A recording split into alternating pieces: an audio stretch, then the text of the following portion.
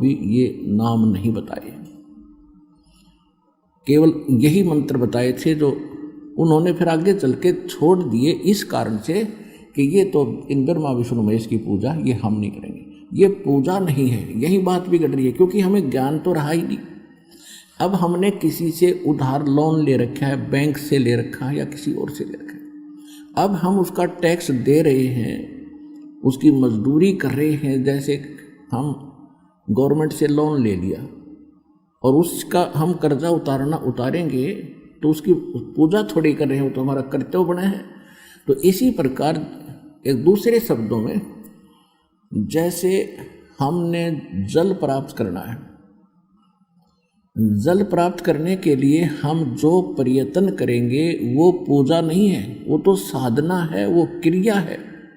हमारा पूज्य जल है, वाटर है, और उसको पाने के लिए हम जो भी साधन अपनाते हैं, जैसे आपको प्रथम मंत्र दिया जाता है, प्रथम मंत्र की जब आपकी कमाई बन जाएगी, जब सेकंड मंत्र द्वितीय मंत्र यानी सतनाम दिया जाता है।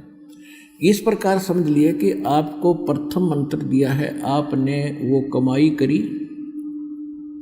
प्रथम मंत्र की, उससे फिर आपने बोकी और पाइप खरीदी, वो है सतनाम, बोकी और पाइप, क्योंकि उस कमाई से ही मिलेंगे वह। पहले आपने मजदूरी की, उन 7 नाम की, पहले ये 5 नाम थे, क्योंकि पहले जो ये नाम दिया जाता, जो आपको दिया जाता है प्रथम मंत्र सत्सुकृत अवगत कबीर, तो लोग वैसे ही नहीं स्वीकार करते कि कबीर तो दानक साल है, ये कोई मंत्र हुआ। और गरीबदास पंथ में भी मेरे सतगुरु, मेरे गुरुदेव के अतिरिक्त इस ऊपरले मंत्र का कोई जाप नहीं करता था, और नीचे वाले को छोड़ देते थे, कहते ये तो मृत्यु के समय करना होता है, सत्यम यानी राम नाम सत्य है, इसको छोड़ दो। वो बीच वाले भी कोई कुछ जपता है, कोई वो भी नहीं जपते। तो कहने का भाव ये है कि ये मालिक की मेहर हुई है आपके ऊपर, आपका सौभाग्य के मनुष्य जीवन और ऐसे समय में। तो ये सब सिद्ध हो गया कि नानक साहिब जी के पंथ में ये रामदास जी की वाणी मैंने सुनाई आपको। रामदास जी तीसरे गुरु, सिख गुरु साहिब थे। पहले नानक जी, दूसरे अंगद जी और तीसरे रामदास जी हुए। और आगे फिर रामदास जी की ही संतान ने ही 4-5 गद्दियाँ और चलाई हैं। तो कहने का भाव ये है कि ये मंत्र जो आज उन्हीं नानक साहिब की वाणी है, ये वैसे तो जो दास आपको सुना, लेकिन रामदास जी ने इसका पाठ किया था, इसका जाप करते थे। इनके जाप से इनमें सिद्धि शक्तियाँ आ गई, जिस कारण से ये कुछ चमत्कार भी दिखाते रहे। और इसी मंत्र का जाप किया करते थे सिख गुरु गोविंद सिंह जी, और इन्होंने इसको बताया है, ये दुर्गा का पाठ है, दुर्गा का पाठ है, इसमें लिखा है। तो कहने का भाव ये है कि हम आपको दास ये सिद्ध करना चाहता है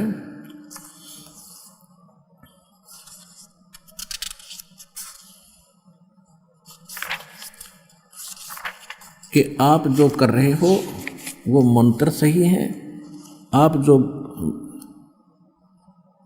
ज्ञान प्राप्त कर रहे हो वो ज्ञान सही है, इसके अतिरिक्त और कुछ नहीं है।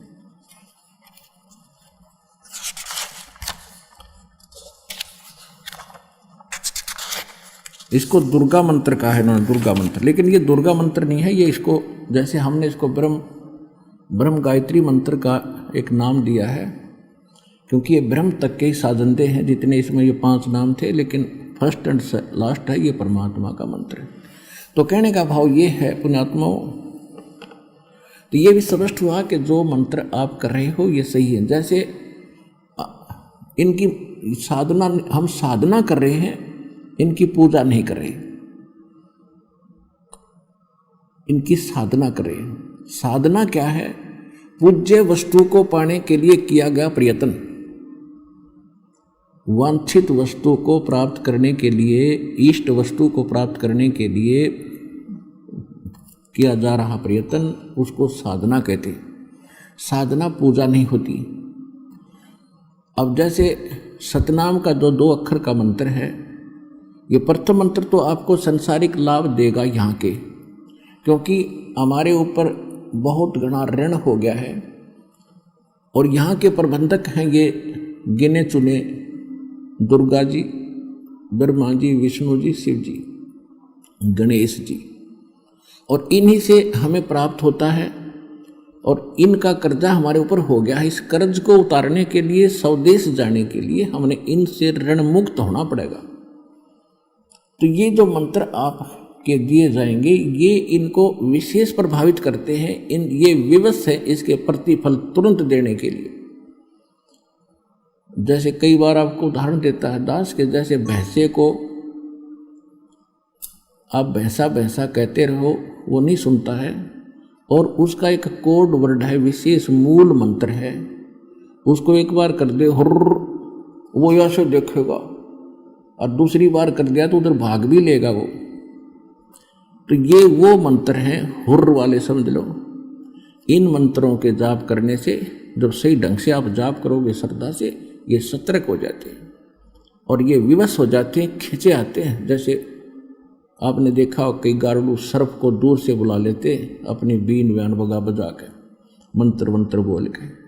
तो ये वो मूल मंत्र हैं, अजब मंत्र हैं, गजब मंत्र हैं जो आपको प्राप्त है। आपको क्योंकि इजीली प्राप्त हो रहे हैं इसलिए इसकी वैल्यू कम लग रही है, लेकिन आज तक किसी को छींट नहीं लगी इन मंत्रों की, और भक्ति करके भी वो उनका जीवन निरर्थक रहा। अब इनकी कीमत समझना, इनको संभाल कर रखना। तो मूल मंत्र ये है कि हम इन मंत्रों का जाप करेंगे, हमारे पुण्य इनके पास डिपॉजिट होंगे, फिर आपको ये इस जीवन का सुख देना शुरू करेंगे इस मंत्र से। और प्रथम बार जो भक्त आते हैं उनको परमात्मा अपने कोटे से पुण्य देता है, इस दास के माध्यम से, आशीर्वाद के माध्यम से। तो उनसे आपको तुरंत राहत मिलती है। उसके बाद फिर आपको पैरों पर खड़ा होने के लिए ये साधना या मजदूरी बताई जाती है कि अब अपनी कमाई करो और अपने भंडार भरो भक्ति के। तो प्रथम मंत्र जब आप जाप करते हो उसके बाद आपको सतनाम दिया जाता है। सतनाम ये 2 अक्षर का है। ये भले ही इन मंत्रों में है, लेकिन इन मंत्रों का जैसे जड़ी होती है, जड़ी, उन जड़ियों को 5 का योग कर दिया जाता है तो उनका गुण अन्य होता है। और जब उन जड़ियों का 2 का योग करके खिलाई जाती है तो वही कुछ अन्य लाभ देती है। तो इसी प्रकार ये भ्रमित ना होना, क्योंकि जो भ्रमित गुरु लोग हैं वो तुम्हें भ्रमित कर सकते हैं। क्योंकि एक बार एक ऐसे नकली गुरु बच्चों के कहने से, शिष्यों के कहने से आ गया, उसने दीक्षा भी ले ली। वो मेरे से विवाद कर रहा था कि ये कौन से मंत्र हैं, सतनाम भी वही है, सारनाम भी उसी में, पहले वाले मंत्र भी उन्हीं में से दे रहे हो। मैंने कहा कि आप भगत ही नहीं हो जो सतनाम प्राप्त करके विवाद कर रहे हो। ये मंत्र प्राप्त करने से पहले का विषय था, और अब आपको अविश्वास है तो आप भक्त नहीं हो, आपकी भक्ति समाप्त हो गई है। जब पहले गुरु को उसी से तभी बनाना चाहिए जब पूरी तरह संतुष्ट हो जाओ कि सचमुच जो ये कह रहे सारी सच्ची है। क्योंकि साची एक तो वर्बली व्याकर यहाँ तो प्रमाणित है, सदग्रंथों से आपके रूबरू किया जा रहा है, महापुरुषों के जो है प्रमाण दिए जा रहे हैं कि उन्होंने ये भक्ति की, उन्होंने ये भक्ति की, उन्होंने ये भक्ति की, जिनको आप मोक्ष प्राप्त मानते हो, और उसके बाद ऐसा करें तो वो उन बच्चों को भ्रमित कर रहा होगा जो उनके पूर्व के शिष्य थे। तो आप सभी को एक सामूहिक संकेत दिया जाता है कि ऐसे लोगों को आप स्वयं ही निपटो, उनको उत्तर दो जो दास आपको बता रहा है। तो इसी प्रकार ये वही मंत्र, फिर उन महापुरुषों ने यही जाप किए। फिर एक तो परमात्मा और परमात्मा की विशेषात्मा जो बता रही है वो फाइनल है। अगर हमें अपनी बुद्धि सही होती तो आज से पहले हम जान लेते इनको, आने की आवश्यकता क्या थी आपको। तो यहाँ आए हो तो दास जो बोले उन्हें फाइनल समझ लेना, प्रमाणित समझ लेना, कभी रजिस्ट्री कैसे समझ लेना। क्योंकि ये जो मूल मंत्र आज आपको बताए हैं प्रथम मंत्र से कुछ इस 35 अक्षरी पंजाबी भाषा की थी, इसमें से आपको 5 मंत्र दिखा दिए। और ये नानक साहिब की वाणी है। नानक साहिब जी के लगभग 200 वर्ष सतलोक गमन के बाद ये संग्रह की गई थी उनकी वाणी कहीं कहीं से। तो उसके बाद भी कुछ वाणियाँ रह गई थी, तो उन महापुरुषों ने बाद में अलग से छपवा ली। और इसको गुरु ग्रंथ साहिब में इसलिए भी नहीं रखा होगा कि ये तो उन्हीं ब्रह्मा विष्णु महेश के मंत्र हैं, इनको छोड़ दो। इसी प्रकार आज ये आपके रूबरू कर दिया दास ने। और दास पहले भी कहा करता था कि ये 5 नाम जो जाप करा करते नानक साहब, यही बताया करते थे, लेकिन सतनाम उन्होंने किसी को नहीं बताया।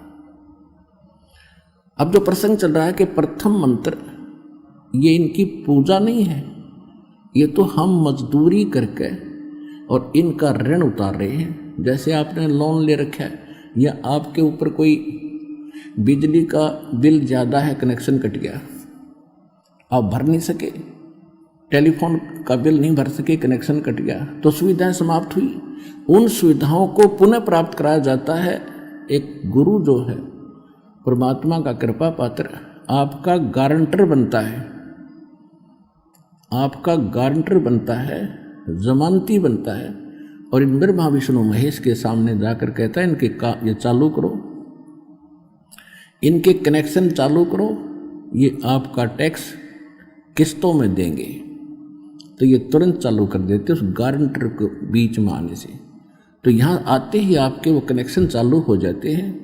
आप मजदूरी करते रहिए, आपको संसारिक सुख भी होंगे, उनका कर्ज भी साथ उतरेगा।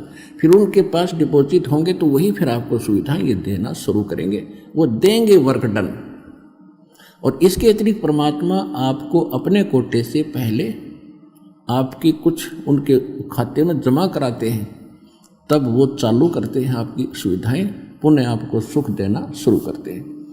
तो इस प्रकार फिर हमने सतनाम प्राप्ति करनी है। सतनाम के लिए 2 अक्षर का मंत्र है, उसको श्वास और उश्वास की बोकी लगानी होती है। जैसे हम जल प्राप्ति करते हैं, जैसे हम जल प्राप्ति करने के लिए हैंडपंप लगाते हैं, तो हमारा पूज्य है जल, वो बोकी और पाइप हमारे पूज्य नहीं है, लेकिन उनके बिना पूज्य वस्तु मिल नहीं सकती।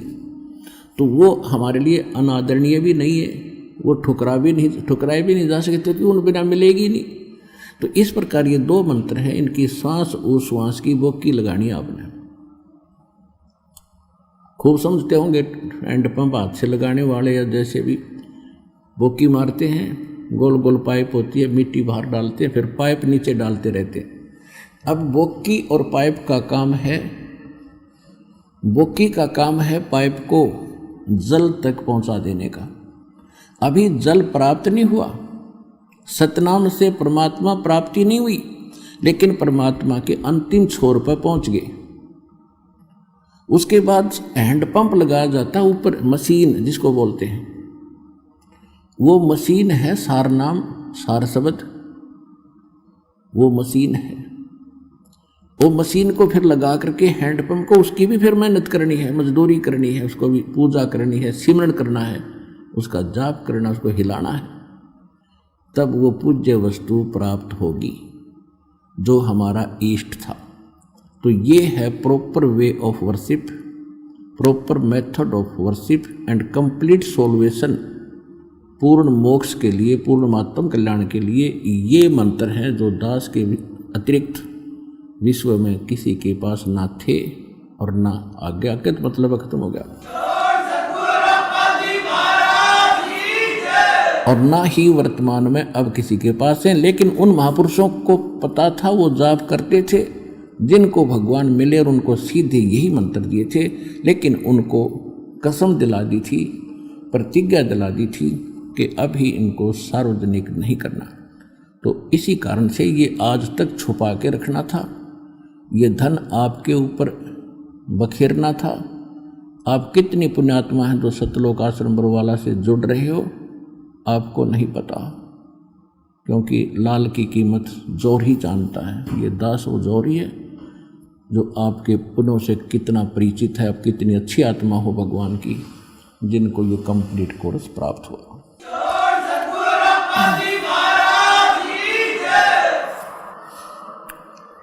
तो हम उसी प्रसंग पर आते हैं। दुख में सुमरण सब करे, सुख में करे ना कोई, जय सुख में सुमरण करे, तो दुख कहे कोई। अब सुमरण करे किसका? राम नाम रटते रहो जब तक घट में प्राण, कभू तो दीन दयाल के भनक पड़ेगी ही कान। अब राम नाम रटते रहो। अब देखो परमात्मा की इस वाणी को हम कहाँ सेट करा करते कि श्री रामचंद्र पुत्र दशरथ अयोध्या के राजा, हम ये आइडिया लगाया करते थे कि कबीर साहब भी उसी राम के पुजारी थे, श्री दशरथ पुत्र के। नहीं, तुम कौन राम का जपते जापम, तात कटे नयति तापम।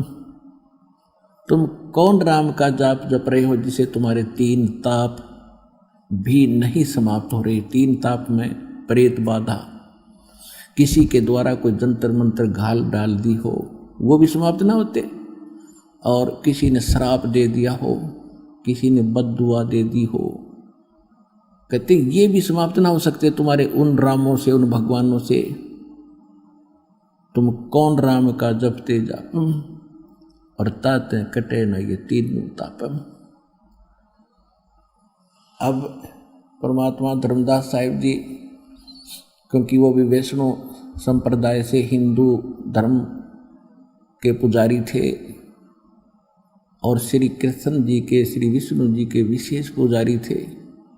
शंकर जी की भी साधना वो साथ साथ किया करते थे, जैसे हम सभी करते हैं हिंदू धर्म में जन्मे प्राणी।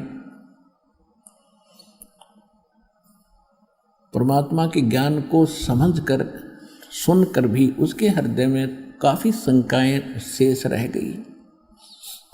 एक दिन उन्होंने परमात्मा से प्रार्थना की है, परमात्मा मैं हूं तो तुच्छबुद्धि प्राणी, लेकिन मेरा पिछला जो बुरा संस्कार, बुरा ज्ञान मुझे कचोटता रहता है दाता, यदि उसका शंका का समाधान नहीं हो पाएगा तो आपका दास कहीं ना कहीं विचलित हो जाएगा, और आपके अतिरिक्त मैं पूछूं किससे, क्योंकि ये ज्ञान किसी के पास विश्व में है नहीं।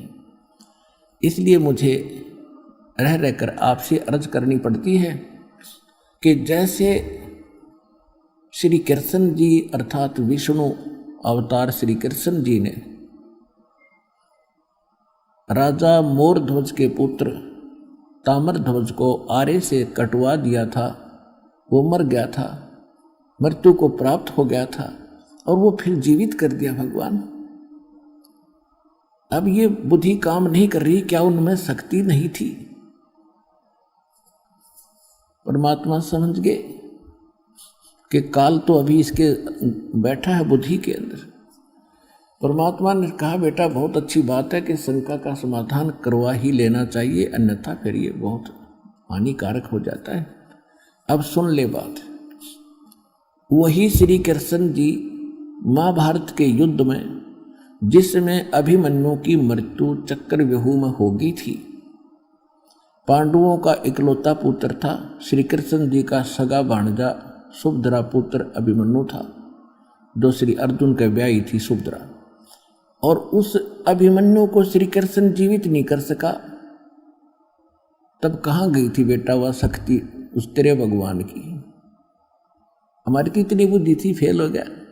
हाँ यह बात तो आपकी सही है जी, उस समय तो घना जरूरी था उसको जीवित करना। सुभद्रा रोवे, 5 पांडव रोवे, 5 पांडवों का कुल नाश हो रहा था, और आप बात कर रहे हो क्या उनमें शक्ति नहीं थी? अब आप बता दे धर्मदास, उसमें शक्ति थी कि नहीं थी? वो जरूरी था, वो तो मृत जीवित नहीं कर सका, और वो जाकर ताम्रध्वज का पुत्र कटवा के वहां को दजा करी उसने, वहां क्यों ना किया? करबद्ध होकर कहा धर्मदास जी ने, दाता आपकी लीला आप ही जानो, ये भी समाधान आप ही करोगे। तब परमेश्वर ने कहा कि ताम्रध्वज की आयु शेष थी बेटा, अरे ये तो छोटे मोटे परमात्मा की भक्ति करके साधु संत करके दिखाते ड्रामा। अभिमन्यु को जीवित करता जब मानते उसको शक्ति है उसके अंदर, क्योंकि अभिमन्यु की आयु शेष नहीं थी, वो प्रारब्ध उतना ही था उसका। तो ये कोई ना संस्कार बदल सकते हैं, ना आयु बढ़ा सकते, ना घटा सकते। और ये छोटे मोटे जंतर मंत्र तो आम संत कर देता बेटा। धर्मदास चरणों में गिर गया, बहुत बुरी तरह रोया दाता, ऐसा गजब का ज्ञान आपका, ऐसे प्रमाण दाता, हम मूर्ख भूले बैठे थे। तो वो समर्थ कौन है?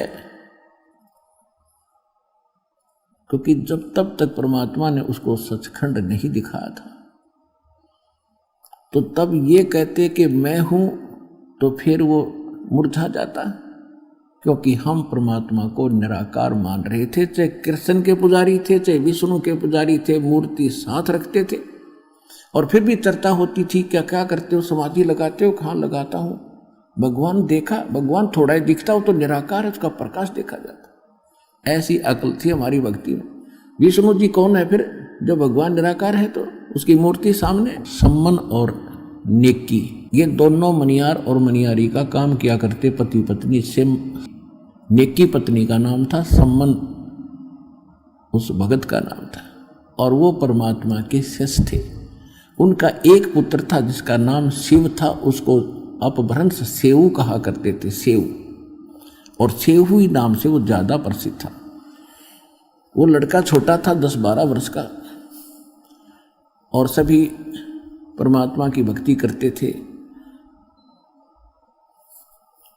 सम्मन और नेकी जहां भी जाते थे चूड़ी पहनाते थे, बहनें इकट्ठी हो जाती थी, उनको अपने गुरुदेव की महिमा सुनाया करते थे कि हमारे गुरुदेव जी स्वयं परमात्मा आए हैं, उन्होंने ऐसे ऐसे लीला की है कि सिकंदर लोधी राजा को जलन का रोग था, वो कहीं भी स्वस्थ नहीं हो रहा था। सब काजी और मुल्लाओं और पीरों ने सभी जंतर मंत्र कर लिए थे, भारतवर्ष के सभी सुप्रसिद्ध वैद्यों ने दवाई दे करके अपनी कोशिश कर ली थी, हिंदू धर्म के ऋषि महर्षि साधु संतों से भी दुआएं मांग ली थी, आशीर्वाद ले लिए थे।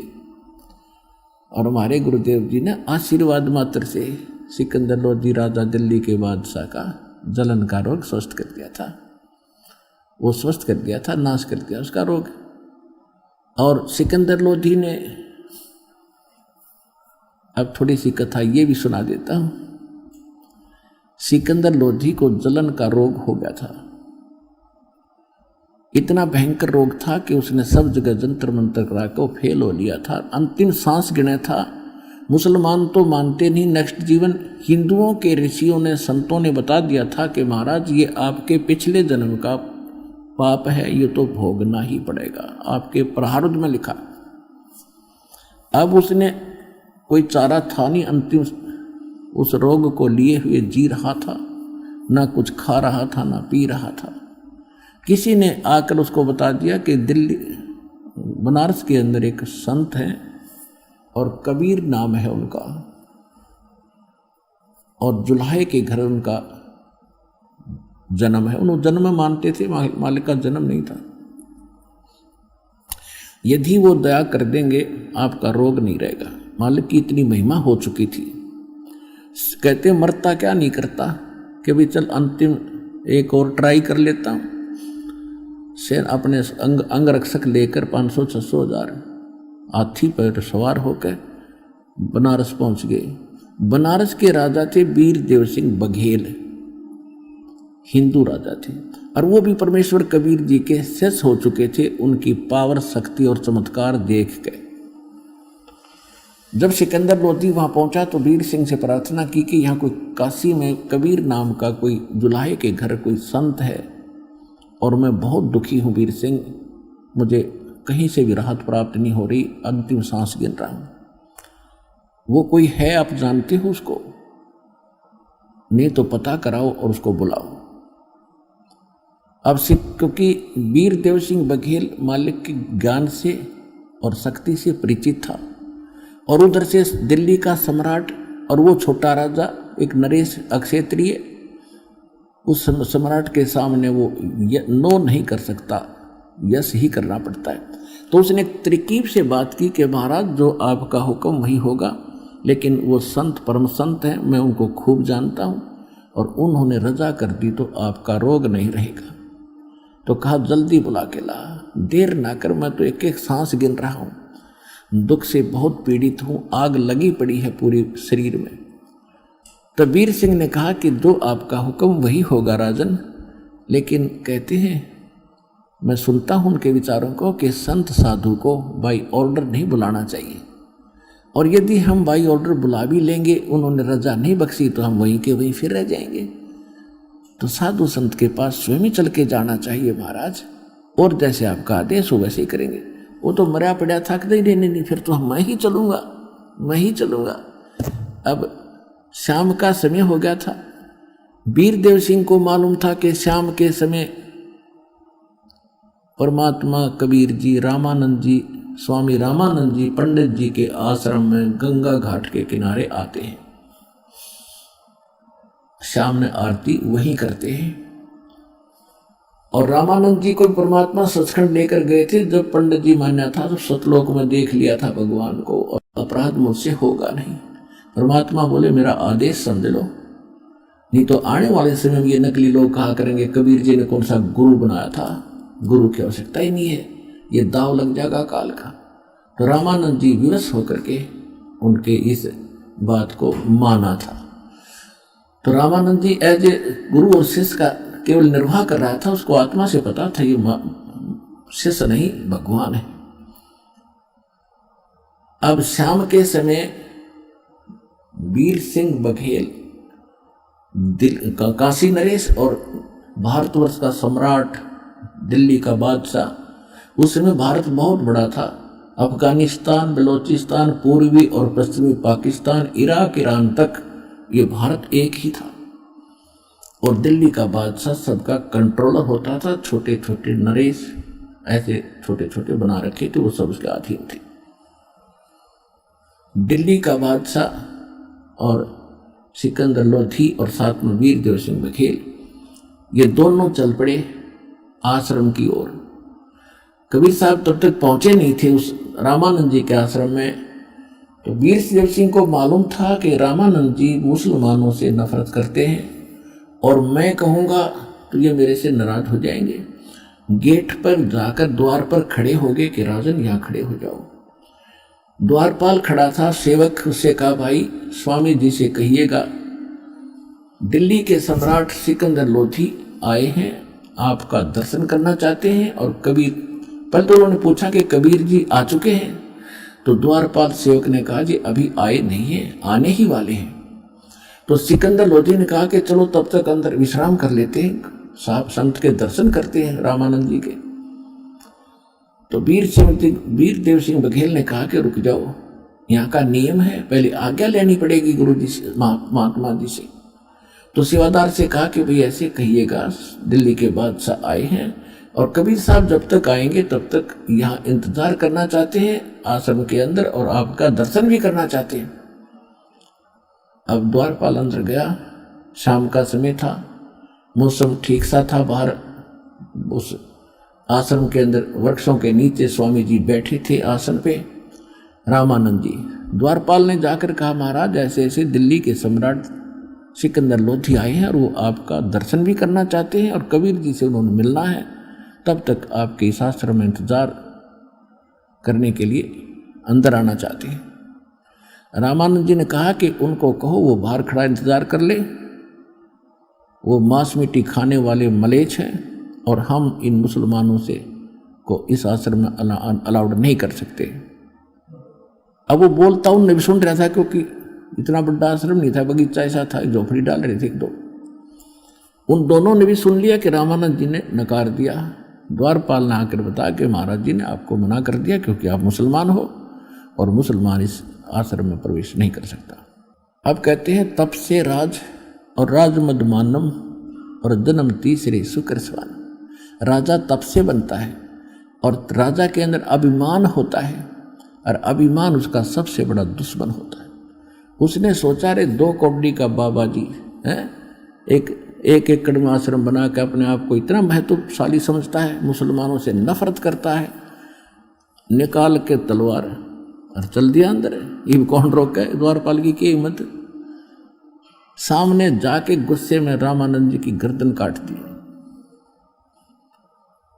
अब ये मन का सांग है, सारा मन का खेल है, ये पापी है मन, ये काल है। पहले जुल्म करवाता है और फिर उसका दंड भुगतवाता है। अब जब उसने वो विनाश कर दिया ना, तब अकल ठिकाना आएगी। को तेरे की आया था रोग कटवाने, ये तो अब और बढ़ा ली समस्या। कहने लगा वीर सिंह चल वापस, मेरे तो उल्टे लाग रहे हैं, मेरे तो बुरे दिन हैं। चाहता हूं भला करना और करवाना और होता है बुरा। अब वो ऐसा महापुरुष बताते हो कबीर जी को, अब उनके गुरु जी का मैंने हत्या कर दी, मर्डर कर दिया। अब वो शराप और देगा मुझे जब यहाँ आ गया था, तो निकल जल्दी से। अब वीर सिंह क्या बोल रहे उस राजा के सामने, वापस चलने लगे। सामने से परमात्मा आ गए। अब देखो खेल दाता का, एक तीर से कितने शिकार करे। रामानंद जी की अकल ठिकाने लानी थी। अभी तक वो हिंदू और मुसलमानों को दो समझकर नफरत का पात्र नफरत करता था। जब तक है हमारे अंदर ये राग द्वेष और घृणा है, हम मोक्ष मुक्ति नहीं पा सकते, वो भक्ति भी फेल होती रहती।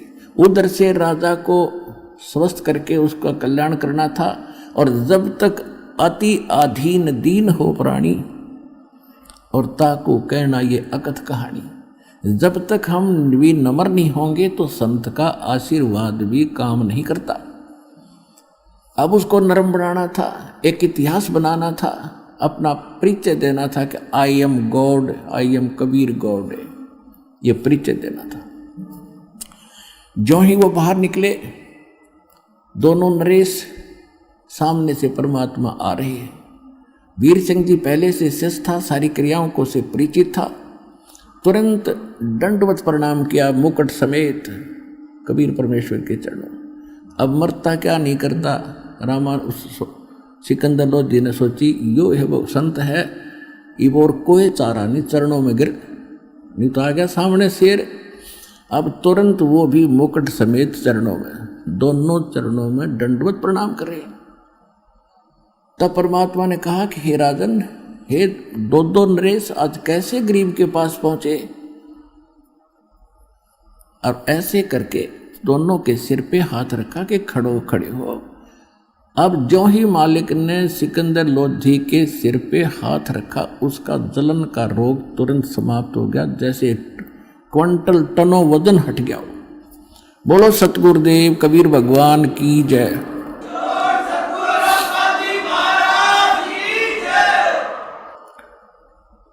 अब वीर सिंह तो खड़ा हो लिया, सिकंदर ना उठे, क्योंकि उसको पता लगे तो अल्लाहू अकबर है, ये तो खुद भगवान आए हैं। ओए होए, आशीर्वाद से सब रोग नाश, ऐसा स्वस्थ शरीर हल्का फुल्का हो गया। अब उसने सोची कि अब ये पता लगेगा इनको कि इनके गुरुजी का मैंने मर्डर कर दिया और ये मुझे फिर वही रोग दे देगा। इसलिए पैर नहीं छोड़ रहा, रो रहा बुरी तरह, परवरदिगार बख्श दो, परवरदिगार मैं अपराधी हूँ। और एक बात और है कि संत के पास आने से मन दूर चला जाता है। ये मन बकवादी है, सारे ऊट पटांग काम ये मन करवाता है, आत्मा को दबा के रखता है। संत के पास आने से मन पीछे हो जाता है, वो डरता भूत है ये, और आत्मा उभर जाती है। आत्मा तो निर्मल है, दयावान है, चाहे वो कोई भी कसाई भी क्यों ना है। तो वहाँ मन हट गया, आत्मा उभर के आ गई सिकंदर लोधी की, और कहता परवरदिगार मैं अपराधी आदमी हूँ, मैंने बहुत जुल्म कर दिया, ऐसा घिनौना अपराध कर दिया कि अक्षम्य नहीं है, आप मुझे माफ़ नहीं करोगे, मुझे क्षमा कर दो परवरदिगार। परमात्मा बोले भाई कोई बात नहीं, क्या हो गया, ये तो सारा संसार ही गलतियों का पुतला है। संत के पास आते हैं तो बुराइयां छुड़ाई जाती हैं। आप परमात्मा अंतर्यामी जाने थे वो तो सारी, कि नहीं महाराज मैंने बहुत जुल्म कर दिया है, आप अक्षमा नहीं कर सकते, आप अक्षमा कर दो मुझे। परमात्मा बोले जो भी तूने कुछ भी कर दिया, उठ, रो ना बुरी तरह और अक्षमा कर दिया। कि महाराज मैंने वो सारी कथा बता दी कि मैं इतना दुष्ट हूँ? मैंने याचना की आपके गुरुदेव जी से कुछ समय अंदर विश्राम करने की, आपके इंतज़ार के लिए। उन्होंने अभद्र तरीके से मुझे बुरे शब्द कहे, मुझसे सहन नहीं हुए कि मैं ये राक्षस हैं जो मांस खाते हैं, मलेच्छ हैं, मुसलमानों को इस आश्रम में आना अलाउड नहीं है। तो मेरे अंदर युवराज का कीड़ा उठ गया और मेरे पर रुका नहीं गया और मैंने आपके गुरु जी की हत्या कर दी तलवार से। मुझे माफ़ कर दो। फिर गिर गया चरणों में। परमात्मा बोले खड़ा हो, कोई बात नहीं।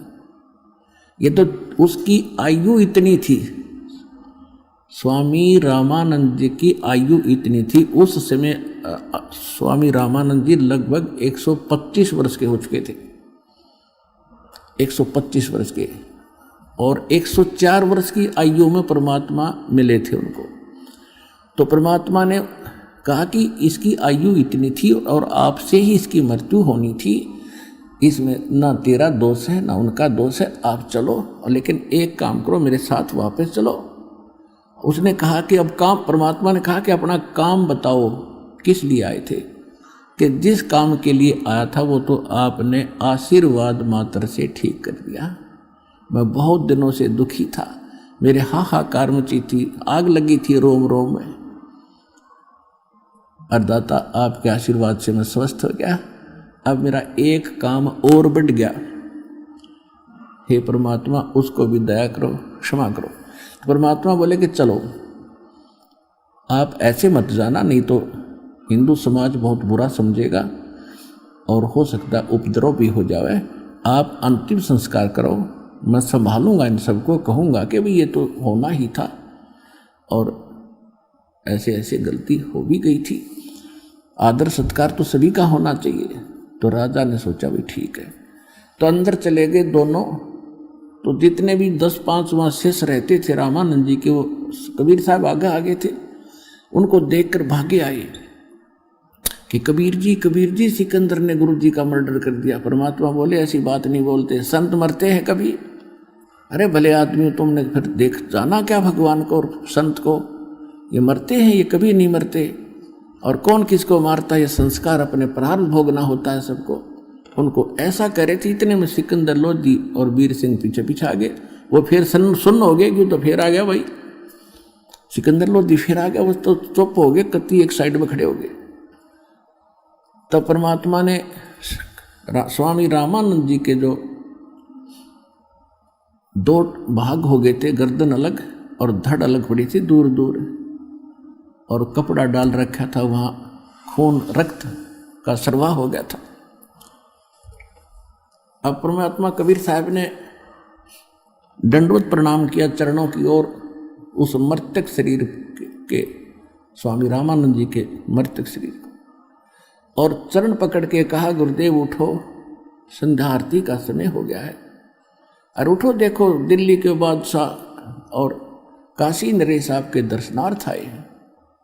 इतना ही कहा था, वो गर्दन दूर से उठकर रामानंद जी के गर्दन पर लग गई, निशान भी नहीं था और जीवित हो गया। बोलो सतगुरु कबीर भगवान की जय।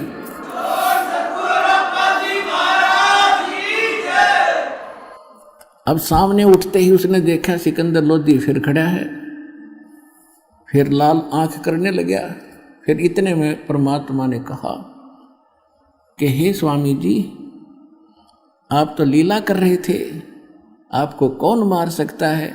तो इतने में उसने नीचे ध्यान गया कि मैं तो मर गया था फिर, और ये मेरे शरीर से मृतक गर्दन कटने के बाद उनके शरीर से 2 धारा चली थी, एक रुधिर की, एक दूध की। शरीर से तो या तो ब्लड निकलना चाहिए था। तो स्वामी रामानंद जी ने उस भगवान कबीर साहब से पूछा कि हे परवरदिगार, ये शंका का समाधान कीजिए कि ये दूध और रक्त ये ऐसे कैसे आया है? या तो रक्त होना चाहिए था सारा ही, ये दूध क्यों आया? तो परमात्मा ने कहा कि स्वामी जी, पहले आप केवल ब्राह्मणों को ही उत्तम मानते थे, अन्य जाति वालों को आप शेष नहीं बनाते थे, तो वह बड़ी कमजोरी थी। वो तो आपने दया कर दी सारे हिंदू समाज के ऊपर कि आप सबको दीक्षा देने लगे। और अभी भी आप में कमजोरी रह रही है कि आप मुसलमानों से नफरत करते हो, और जब तक नफरत शेष है मोक्ष नहीं हो सकता। इसलिए आपके ब्लड में अभी तक आपके शरीर में 50% प्योरनेस है, प्योरिटी है, आधे शुद्ध हुए हो। और जिस दिन आप पूरे मानव और प्राणियों को एक समझ लोगे उस दिन आप मोक्ष के अधिकारी हो जाओगे। इसलिए आप अभी अधूरे हैं दाता। रामानंद खड़े हुए और परमात्मा ने 1 घंटे प्रवचन किए। हिंदू और मुसलमान दो नहीं हैं, दो कहे जो नरक में जावे, एक खुदा के बच्चे हो तुम, सब एक घर से आते हो तुम, या अपने आप अलग अलग जाति और मजहब बनाकर भ्रमित हो जाते हो। हिंदू और मुसलमान सब परमात्मा के बच्चे हैं, ईसाई हो चाहे सिख हो, सिख तो जब तक थे नहीं। तो खड़ा हुआ पर रामानंद खड़े हो गया, आँखों में पानी भर गया और सिकंदर लोधी को सीने से लगा लिया, बेटा मेरे से गलती होगी, मुझे क्षमा कर देना, मैं बहुत निकम्मा था, आज मेरी आँख खुल गई। उसके बाद रामानंद जी ने किसी भी जीव के प्रति कोई हेट घृणा नहीं रखी। तो फिर सिकंदर लोधी ने कहा कि भगवान ऐसे अच्छे विचार आपके और ऐसे महापुरुष, क्योंकि उनका कति विश्वास दृढ़ हो गया था कि यह अल्लाह अकबर है, अपने हाथों से काटा आदमी को और सामने जीवित कर दिया, रेजिटिज बैठा है। और ऐसा भयंकर रोग जो आज तक किसी मुसलमान के, किसी काजी मुल्ला और किसी से ठीक नहीं हुआ, ना हिंदू धर्म के किसी वैद और जंतर मंतर करने वाले ऋषियों से ठीक हुआ, और महापुरुष ने तुरंत ठीक कर दिया। तो ये परमात्मा आए और मेरे सामने जीवित कर दिया। ओए होए। तो उन्होंने कहा कि परवरदिगार एक बार दिल्ली चलो, आप दिल्ली चलो दाता, वहाँ तो आग लगी पड़ी है, हिंदू और मुसलमान की आपस में ऐसा झगड़े होते हैं, आपके विचार सुनेंगे, हो सकता है सभी की बुद्धि ठिकाना आ जाए। परमात्मा बोले हम ऐसे नहीं चलते, जो हमारा कोई दीक्षा लेगा तो हम चलेंगे, हम मेरा शिष्य बनता उसके साथ जाते हैं, ऐसे वैसे नहीं जाते हम। तो सिकंदर लोधी बोला जी वो क्या करना पड़ेगा शिष्य बनने के लिए? आपने ये करना पड़ेगा, मांस नहीं खाना होगा, छूना भी नहीं होगा, और किसी को सजा गलत नहीं देगा, न्याय करेगा, किसी को सताएगा नहीं। तो उसने कहा जी ठीक है, मांस नहीं खाऊंगा, और तेरे राज्य में कोई भी जीव हिंसा ना हो। तो यहां वो व्यवस्था जाहिर करता है कि भगवान आप तो जानी जान हैं, मैं मांस नहीं खाऊंगा, लेकिन जीव हिंसा का प्रतिबंध मैं लगा नहीं पाऊंगा, क्योंकि ये मुसलमान समाज बहुत ज़्यादा है, आप भी जानी जान हो। तो परमात्मा ने ये कंडीशन लूज कर दी कि ठीक है तू मांस नहीं खाएगा और कोई बुराई नहीं करेगा, बीड़ी शराब तम्बाकू हुक्का भी प्रयोग नहीं करेगा। मुसलमान हुक्का बड़ी चाव से पीते हैं, वैसे सारे पीने लगे, तो उस समय वो पीते थे, तो उसने कहा कि नहीं, वो सब मान नहीं सकते, और परमात्मा ने उनको अपना शिष्य बनाया। तो कहने का भाव ये है कि अब सम्मन और नेकी दोनों जहाँ भी जाते थे और बहनों को चूड़ियाँ पहनाते थे, तो ये जिक्र किया करते थे, ऐसे ऐसे कथा सारी सुनाया करते थे। तो वो जितनी बहनें थी वो मजाक करती थी बाद में कि ऐसे तुम्हारे गुरु, इनके गुरु होते तो इनको ऐसा ऐसा दारिद्र है इनके ऊपर, इतने निर्धन है, समय पर कई बार आटा भी नहीं होता, मांग कर ले जाते हैं, तो ये इनको क्यों ना धनी बना देता। तो उनको भी एक आदमी ने टोक दिया था ऐसे ही कह करके कि यदि ऐसे तुम्हारे गुरु हैं तो तुम्हें धन क्यों नहीं देते। लेकिन वो दृढ़ भगत थे, संसार की बातों पर विश्वास नहीं करते थे। हम मार खाते यहाँ, जैसे एक भक्त मुझे कई कहते हैं कि जी मेरी पत्नी बीमार है, मुझे रोग था वो तो ठीक हो गया, अब मेरी पत्नी नहीं स्वस्थ हो रही है, मैं किसी को समझाता हूँ तो कहते हैं तो अपनी पत्नी को तो ठीक करा ले, फिर बात बताना। तो बच्चों यहाँ भ्रमित ना होना, आप अपनी क्रिया विश्वास के साथ करते रहना, समाज की तरफ देखकर आप भगवान से दूर ना होना, फिर मालिक साथ नहीं देगा। अगर आपके मन में यह बात आ गई कि लोग क्या कहेंगे, मुझे मेरी पत्नी को तो लाभ हुआ ही नहीं है, तो आप भी छोड़ दोगे भक्ति और उसको तो फिर होना ही नहीं था। तो उसकी कोई चाकरी में कमी है, उसकी कोई सेवा में कोई मर्यादा में त्रुटि है, इस कर से जब आपको लाभ हो गया और पत्नी को हो नहीं रहा, क्या भगवान दो हैं? मालिक तो वही है। अब जैसे एक मेन पावर आई है लाइट की, बिजली की, और उसको दो घरों में कनेक्शन है, एक के सब पंखे चल रहे हैं, दूसरे का नहीं चल रहे, कनेक्शन उसी से है। लाइट तो सेम है, बिजली तो सेम पावर की है, उसके क्यों नहीं चल रहे? कोई डिफेक्ट है उसकी लाइट में, आगे कोई कनेक्शन में डिफेक्ट है, उसको चेक करो और फिर देखो होंगे क्यों नहीं। तो इस प्रकार वो दृढ़ थे कि इनको कहने दे, हमने तो भगवान की वाणी पर विश्वास है। कबीरा सब जग निर्धना और धनवंता ना कोई, और धनवंता सो जानिए जिस पर राम नाम धन होए। फिर दूसरी भगवान बताते थे कि राम रटत दारिद्र भलो, राम रटत निर्धन भलो, टूटी घर की छान, वो सुंदर महल किस काम के जहां भक्ति नहीं भगवान। और फिर क्या बताते हैं, राम नाम रटते रहो, राम नाम रटते रहो, जब तक घट में प्राण, और कभू तो दीन दयाल के बनक पड़ेगी कान। ये फार्मूले बताए परमात्मा ने दल डांटने के लिए इस भक्ति मार्ग पर, सच्ची भक्ति पर। इनको अपना कर, इनको अप्लाई करके तब आगे बढ़ना आप सफल होगे। तो उनको ये था कि कदे तो दीन दयाल के भनक पड़ेगी कान, क्या उससे छुपा है? जब हम उसके हो चुके हैं तो भगवान से क्या छुपा है? क्या उनको पता नहीं हमारी निर्धनता और हमारे दुखों का? लेकिन हमें जो धन मिल गया है वो किसी के पास नहीं है। उनको इतना विश्वास था, वो उन बहनों की बातों पर परमात्मा के प्रति अविश्वास नहीं आने देते थे। तो इसलिए कहा कि सत न छोड़े सूरमा, और सत छोड़े पतदा, और सत के बांधे लक्ष्मी फिर मिले गया।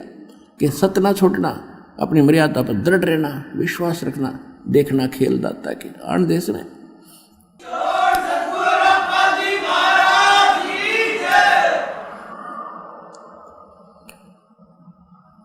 तो क्या हुआ, वो कथाएं सुनाते थे। वो लड़का जो सेऊ था वो भी अपने साथी बच्चों में खेलता था, वहाँ भी भगवान की कथाएं सुनाता था कि हमारे गुरुजी ऐसे हैं, हमारे गुरुजी ऐसे। राजा सिकंदर लोधी को ऐसे गड़बड़ थी, वो ठीक कर दिया। रामानंद को सिकंदर लोधी ने मार दिया था, वो जीवित कर दिया, और बड़े शक्तिवान हैं। तो बच्चे कहते थे तुम्हारे गुरुजी तो राजाओं के पास ही जाते हैं, तुम्हारे घर आए कभी?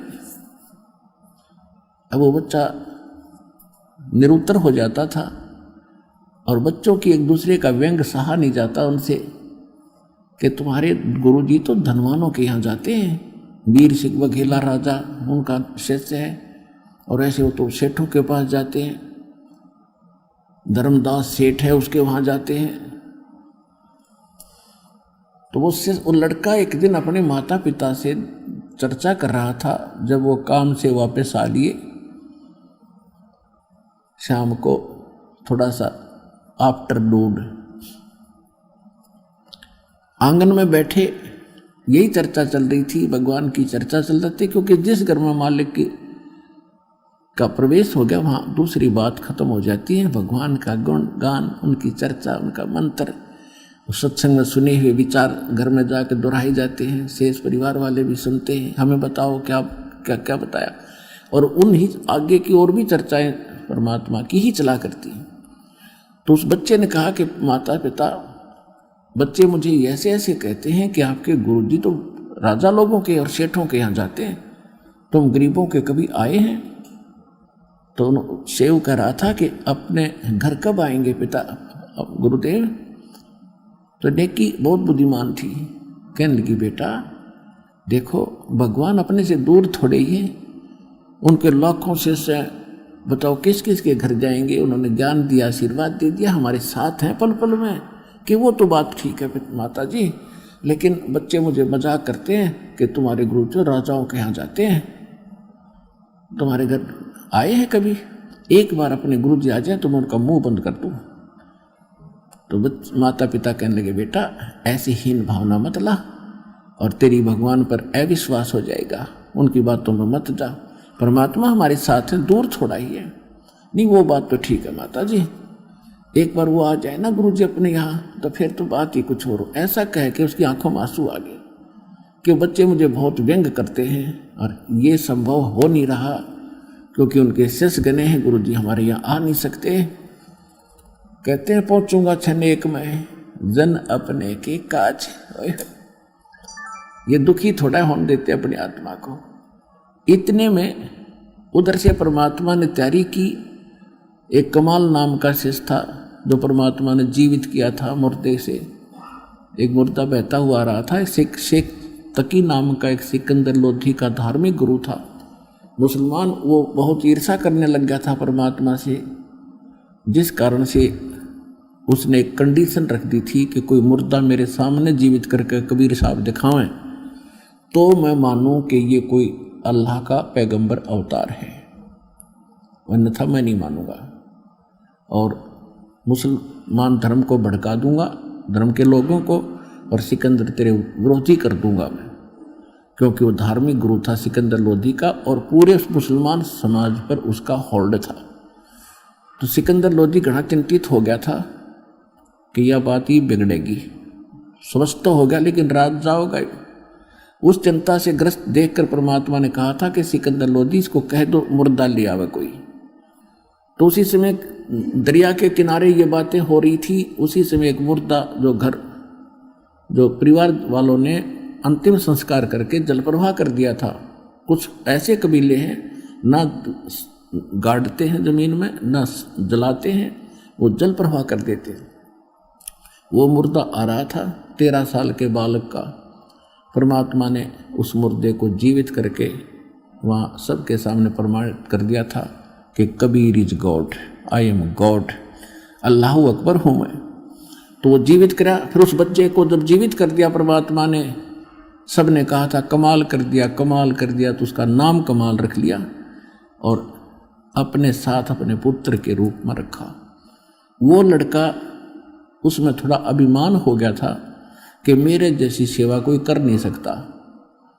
जैसे श्री अर्जुन जी में अर्जुन में अब अभिमान हो गया था कि भगवान मेरे जैसा सेवक कृष्ण जी आपका कोई नहीं। तो उसका भ्रम उसने निवारण किया था ताम्रध्वज के घर जाके। और मोरध्वज के घर जाकर जब उन्होंने अपने सामने बच्चे को काट दिया तब कृष्ण जी ने कहा था अर्जुन अब सेवक आप हो या ये है एक नंबर के, कि जी ये है एक नंबर के, मैं तो कदे भी ना कर सकता इस काम ने, बच्चे ने काट दूं। तो कहने का भाव ये उसी, अब आपको दो भगवानों की, समर्थ की और इस छोटे भगवान की भिन्नता बताई जा रही है कि छोटे मोटे थोड़े बहुत गुण तो सभी में मिलते जुलते होते, लेकिन समर्थ के गुण फिर आगे चल के अलग ही होते हैं। वो तो एक ताम्रध्वज लड़के को जीवित किया, यहाँ हजारों प्रमाण दे देगा दास। और आज यहाँ होने लग रहे। आज से चौथा दिन है। एक माई अपने दोते को लेकर आई थी यहाँ पर, वह आई होगी आज अवश्य, 1.5 वर्ष का बालक और उसकी लड़की साथ में, जो उस दोते की माँ।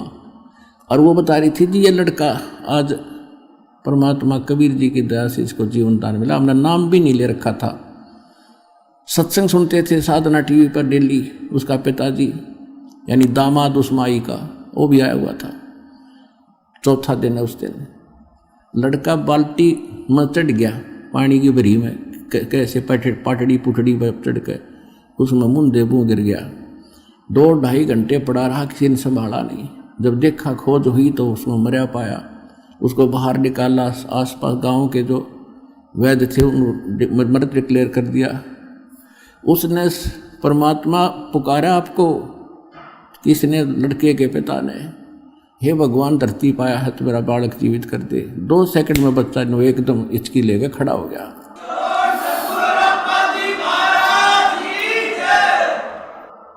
जब तक था नाम भी ना लिया था उसने, बोली सारा परिवार आ रहे हर नाम ले लिया आज। तो ये तो यहाँ लाखों कर दिया, कबीर भगवान कर रहे हैं, वो मालिक आज भी वही है, परंतु हमने उससे लाभ लेने का तरीका नहीं मालूम था। अब हमारे पास वो कंप्लीट वे है उस भगवान से लाभ प्राप्त करने का।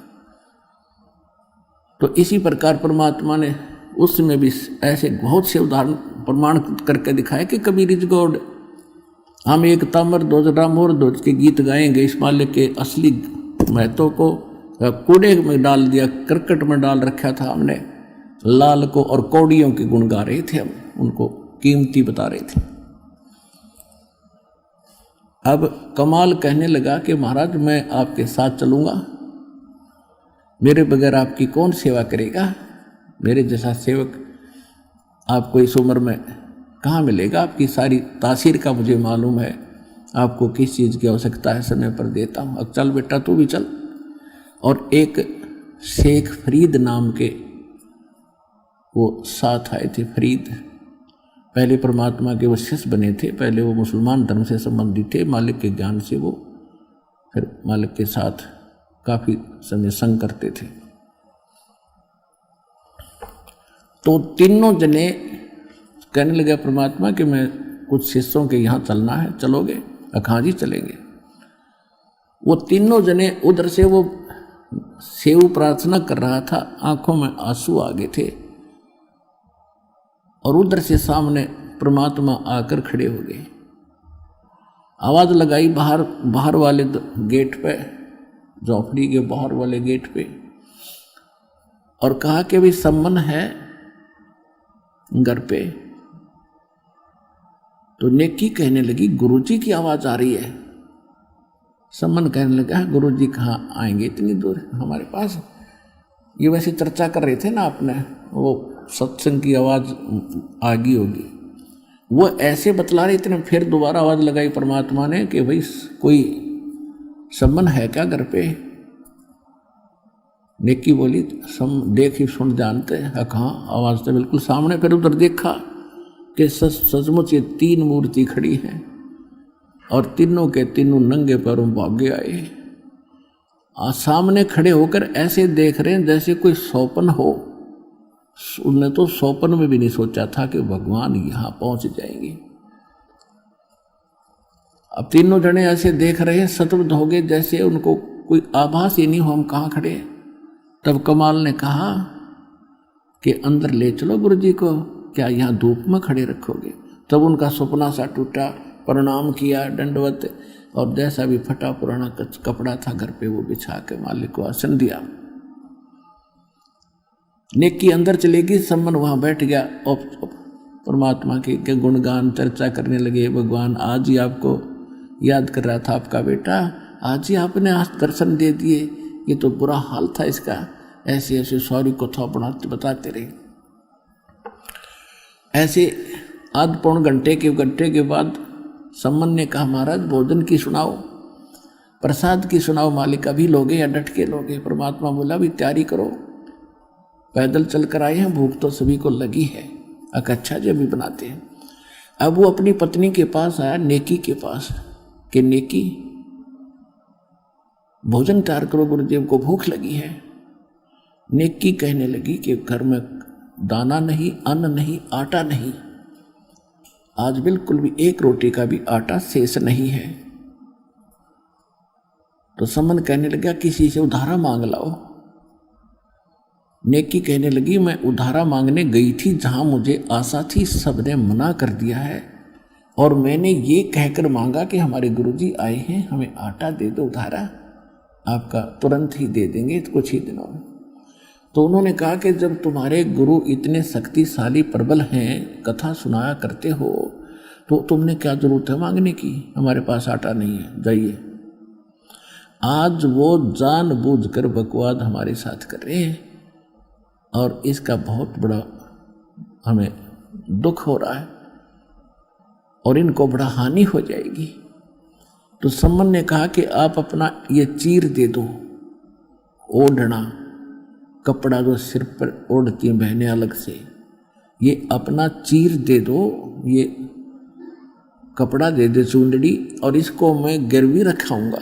तो वो कहने लगी मैं ये भी गिरवी रखने गई थी, ये बीच से फटा हुआ है, इसको कोई गिरवी भी नहीं रखता, और चीर मेरे पास है नहीं। इतने निर्धन थे लेकिन दृढ़ भगत थे। अब सम्मन कलेजा पकड़ कर बैठ गया जमीन पर, चक्कर आने को हो गया कि भगवान मुझ नीच को ऐसा दुर्भाग्यशाली जन्मा है, मैं कितना पापी